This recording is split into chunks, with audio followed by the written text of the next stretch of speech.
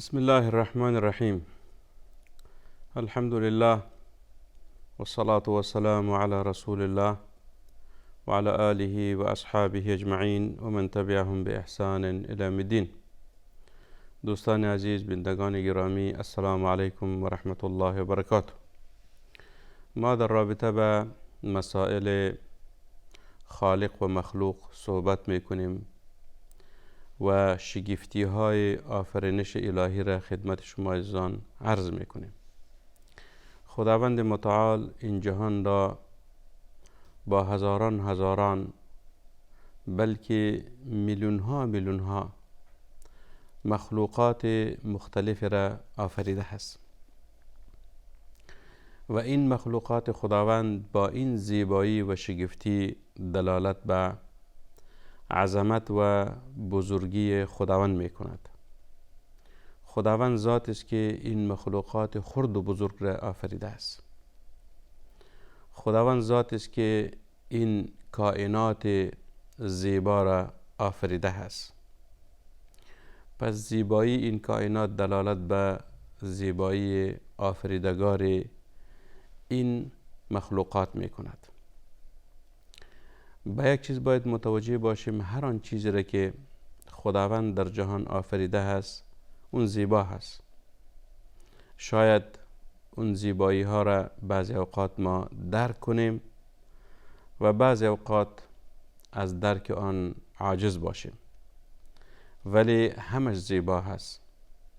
قسمی که خداوند در سوره المؤمنون می فرماید: اعوذ بالله من الشیطان الرجیم فتبارک الله احسن الخالقین. خداوند ذات با برکتی هست که احسن الخالقین هست یعنی بهترین آفریدگارها هست. احسن الخالقین یعنی هر چیزی که خداوند آفریده هست و چیز و زیبا هست و در او زیبایی هست، یا زیبایی درونی و یا زیبایی بیرونی، یا زیبایی ظاهری و یا زیبایی معنوی. پس هر مخلوق خداوند زیبا هست. ببینین همین آیه را که خدمت شما تلاوت کردم، خداوند متعال می فرماید فتبارک الله احسن الخالقین. این آیه متبرکه دوستا در سوره مؤمنون هست. فتبارک الله احسن الخالقین، سوره مؤمنون آیه 14 که آغاز این آیه یا حتی قبل از آغاز این آیه، آیه 12 و 13 و 14 در رابطه به چی هست؟ خداوند متعال می فرماید: اعوذ بالله من الشیطان الرجیم ولقد خلقنا الانسان من سلالة من طین ثم جعلناه نطفة في قرار مكين ثم خلقنا النطفة علقة فخلقنا العلقة مضغة فخلقنا المضغة عظاما فكسونا العظام لحما ثم أنشأناه خلقا آخر فتبارك الله احسن الخالقین. این آیه در رابطه به آفرینش انسان هست. ما شما انسان ها هستیم و انسان یکی از مخلوقات مکرم و معزز خداوندی هست که خداوند این مخلوق در این جهان یک نوع عزت بخشیده هست. مخلوق مکرم آفریده هست و خداوند مراحل آفرینش این انسان اشاره کرده است که می فرماید که این انسان تو اصلت از چی بود؟ من سلالة من طین، یعنی از خلاصه گل بود. طین یعنی در زبان عربی گل و لایه میگویند. و بعد می فرماید که ثم جعلناه نطفه، یعنی او اصل آفرینش انسان بود، اصل خلقت انسان بود، ولی در مراحل بعدی انسان از نطفه آفریده شده است که این نطفه در رحم مادر می باشد و در اونجا پرورش می یابد. بعد از خداوند مراحل آفرینش انسان اشاره می کند در همین آیت، آیه 14: ثم خلقنا النطفة علقة فخلقنا العلقة مضغة فخلقنا المضغة عظاما فکسونا العظام لحما ثم انشأناه خلقا آخر. یعنی این مراحل چیست؟ مراحل آفرینش انسان است. اول خداوند متعال گفت که ای انسان تو اصلت از خاک و گل هستی. بعد از او فرمود که در مراحل بعدی در نتیجه آمیزش زن و مرد انسان از نطفه آفریده شده هست.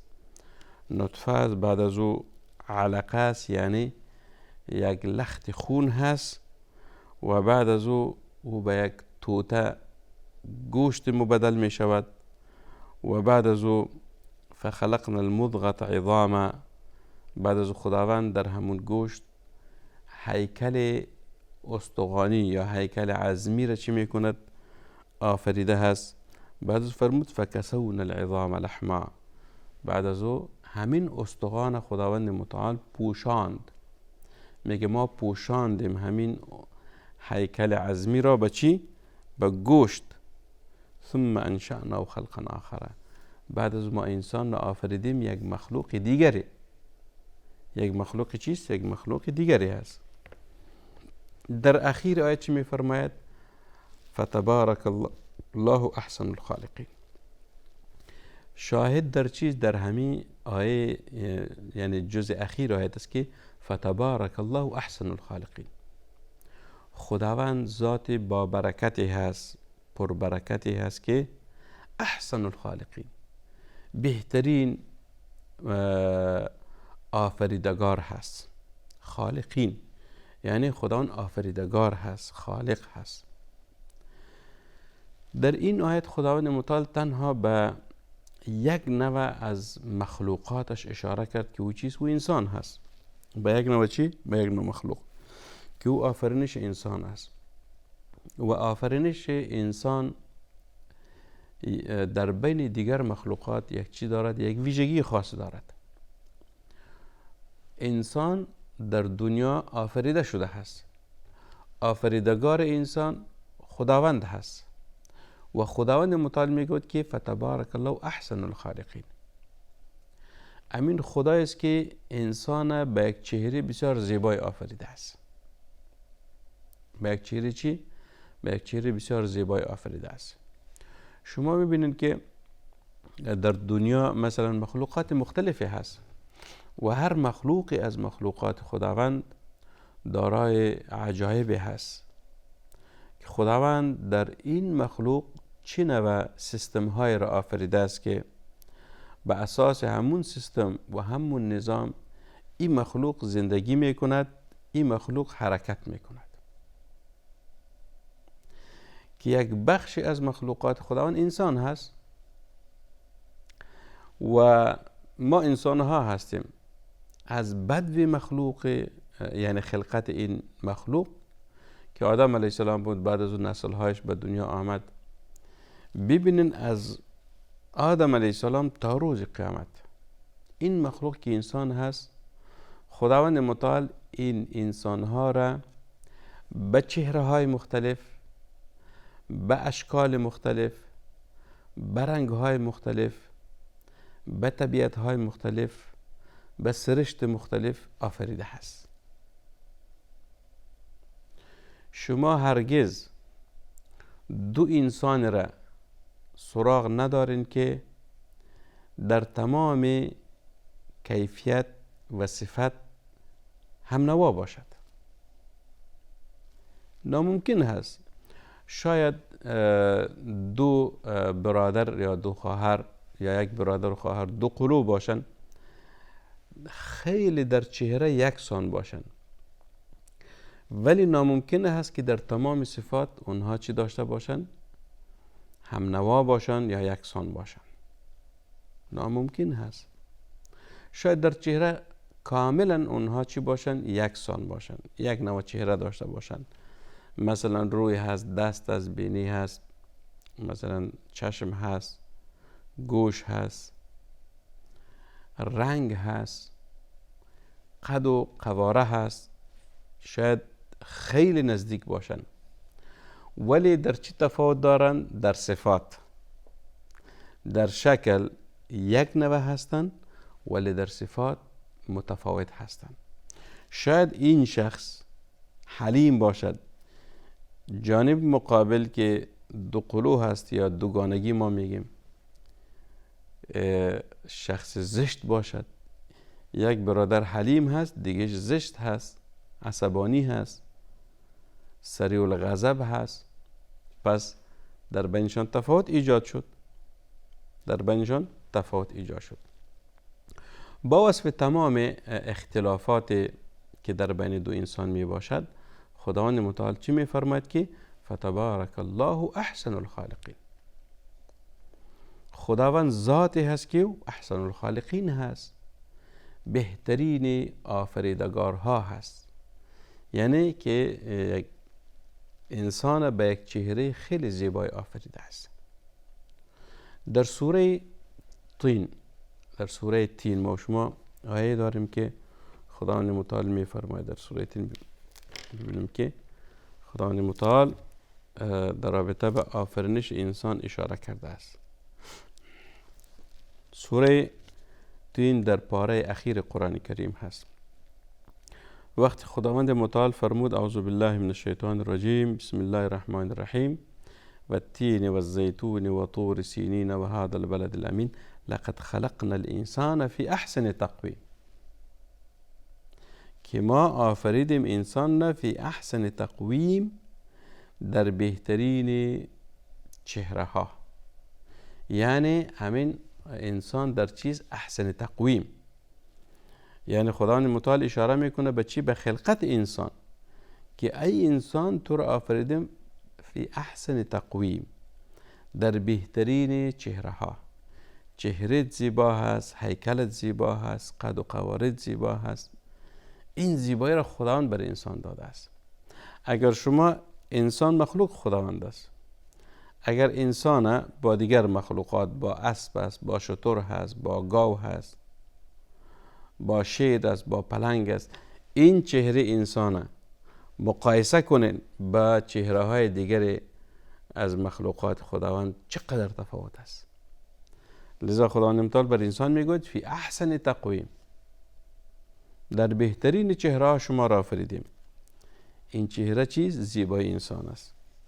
همچنان در سوره چی ببینید دوستا؟ در سوره انفطار، سوره الانفطار که در پاره اخیر قرآن کریم هست، خداوند متعال چی می فرماید در سوره انفطار آیه 6؟ یا ایها الانسان ما غرک بربک الکریم الذی خلقک فسواک فعدلک فی ای صورت ما شاء رکبک. یعنی ای انسان تو را چی چیز مغرور ساخته است در مورد پروردگارت که به پروردگارت سرت را خم نمی کنی، به پروردگارت ایمان نمی آوری؟ چی چیز تو را مغرور ساخته است؟ آن ذاتی که خلقک فسواک فعدلک. خداوند ذاتی که تو را آفرید، فسواک یک برابر آفرید، فعدلک تمام اندام ها و اعضای چی است؟ یکسان هست، هم برابر هست. فی ای صورت ما شاء رکبک، در هر چهره‌ای که خداوند خواسته باشد رکبک تو را برابر ساخته است. یعنی چهره خداوند چی کرده است؟ چهره خداوند به می شکل خاص آفریده است. یک تعامل بسیار نادرست ما انسان ها در بین همدیگر داریم یا در بین یک دیگر داریم.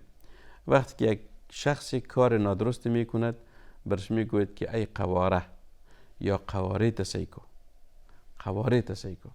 به این معنی است که به شکل تعییب میگو برش، یعنی او را عیب در چهرهش چی میکند؟ ایجاد میکند که قواره تسیکو یا شکل تسیکو یا چهره تسیکو. به این معنی است که یعنی او را به شکل عیب بر از او چی میکند؟ گوشزد میزند که تو قوارت خوب بشنیس. یعنی مثلا یا بینید کلان است یا خرد است یا گوشایت خرد و بزرگ است یا چشمایت تنگ و کوچک هست. یک نوع چی میکند؟ او را معیوب معرفی میکند که تو بسیار یک چهره زشت داری، بسیار کار غلط است، بسیار یک تعامل نادرستی هست. آیا شما فکر نکردین که چهره همین شخصه که شما به او عیب میپردازین، او را معیوب میپندارین، او را کی آفریده است؟ خداوند آفریده است. این چهره را خداوند آفریده است. فی ای صورت ما شاء رکبک، در هر چهره‌ای که خداوند خواسته باشد او را چی کرده است؟ او را آفریده است. ببینید شما مثلا انسان هایی که فعلا در روی زمین زندگی میکنند، انسان ها